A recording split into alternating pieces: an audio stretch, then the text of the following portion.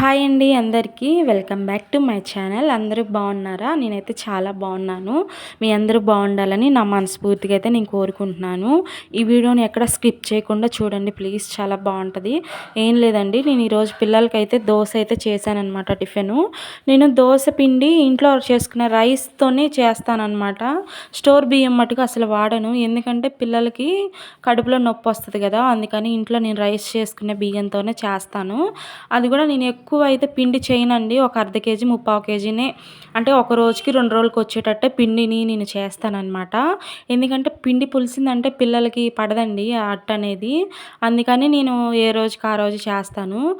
బియ్యం అయితే నేను పొద్దున 11కి అట్లా నానేసాను. సాయంత్రం అయితే నేను 5కి అట్లా నా పనులన్నీ అయిపోయిన తర్వాత పిండి పట్టేసానన్నమాట. మిక్సీలో వేసి పట్టేసాననమాట. ఎందుకంటే కొంచెం కొంచెం వేసుకొని మిక్సీలో పట్టాను, ఎందుకంటే ఒకసారిగా లోడ్ వేసినా కానీ మిక్సీ పాడైపోయిద్దండి. అందుకని నేను మిక్సీలోనే కొంచెం కొంచెం పట్టుకొని కొంచెం వేసుకొని డేక్షలో ఇంకా ఫ్రిడ్జ్లో అయితే పెట్టేశాను. పొద్దున్నే లేచి పిల్లలకైతే దోశలు అయితే వేసానండి. వాళ్ళు ఎక్కువగా పప్పు తింటారనమాట దోశలో, అందుకని ఇంక వాళ్ళు తింటే అదే చేయాలి కదండి. అందుకని అయితే పప్పు అయితే చేసి ఇంకా వాళ్ళ ఇంట్లో కొంచెమే తిన్నారు, అందుకని నేను ఒక 4 దోశలు బాక్స్లో అయితే పెట్టాను, స్కూల్లో తింటారులే అని. ఇంక పెట్టి వాళ్ళని అయితే స్కూల్కి అయితే పంపించాను. నేను కూడా అయితే కొంచెం తిన్నాను అనమాట. నా వీడియో నచ్చినట్లయితే చిన్న లైక్ చేయండి ప్లీజ్.